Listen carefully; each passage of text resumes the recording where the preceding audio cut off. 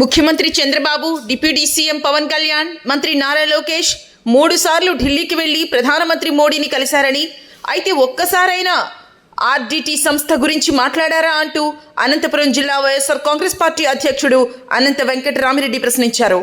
ఆర్డీటీకి FCRA renewal కోసం మాజీ MP తలారి రంగయ్య చేస్తున్న పాదయాత్ర 5వ రోజు కూడా కొనసాగింది. సెట్టూరు మండలం చెర్లోపల్లి గ్రామంలో సాగుతున్న ఆయన పాదయాత్రలో పార్టీ జిల్లా అధ్యక్షుడు అనంత వెంకటరామిరెడ్డి, ఎమ్మెల్సీ శివరామిరెడ్డి పాల్గొన్నారు.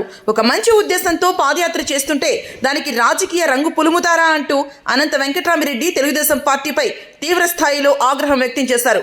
గతంలో బీజేపీ ప్రభుత్వమే కేంద్రంలో ఉందని, రాష్ట్రంలో మేము అధికారంలో ఉన్నామని, కానీ అప్పుడు ఎందుకు ఆర్డీటీకి నిధులు ఆపలేదన్నారు.